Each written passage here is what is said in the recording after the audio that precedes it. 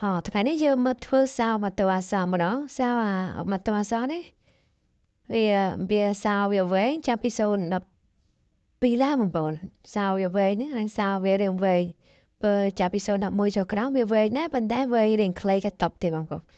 anh ấy dân thua cha episode đập pi la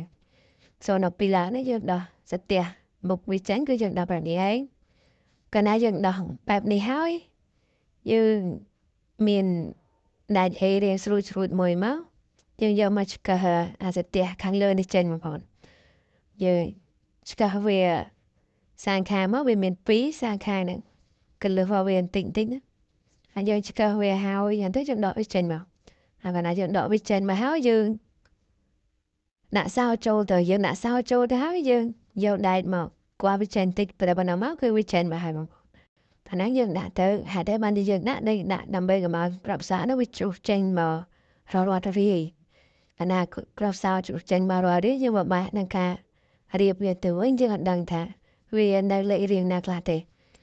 អញ្ចឹងយើងប្រយ័ត្នប្រយែងទៅនឹងទីដែរកុំឲ្យវាប្របាក់សាមញ៉ាំវា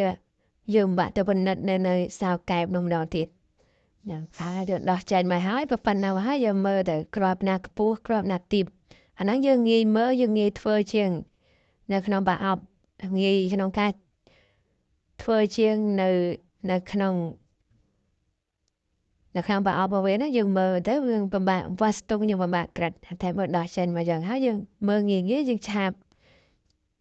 ហើយវាអាចនឹងលឿនជាងយើងមើលដែរអាហ្នឹងបើយើងមិនជំនាញក្នុងការមើលក្របដូចគេដតេទៀតណាខ្ញុំដើរវាចេញមកអញ្ចឹងហើយយើងរៀបក្របវាបណ្ណាតែព្រោះថាពេលខ្លះគេចង់បានឲ្យសាម៉ូតូនឹងជាប់បានយូរជាប់ខ្លាំងវាមុំដកអត់ចេញយ៉ាងទៅសាម៉ូតូក៏លងសាម៉ូតូឆាប់ជួអីយើងមើលយ៉ាង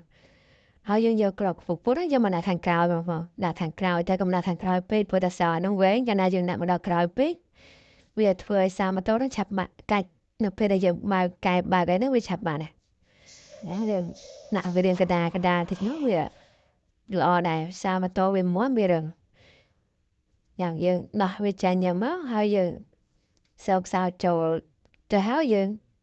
ឆោតវាចំណាំតិចទៅបងប្អូនយើងឆោតវាចំណាំយ៉ាងទៅវាដឹងថាក្របណាដែលយើងត្រូវឆាបក្របណាដែលយើងត្រូវកាត់ចេញនៅពេលដែលបងប្អូន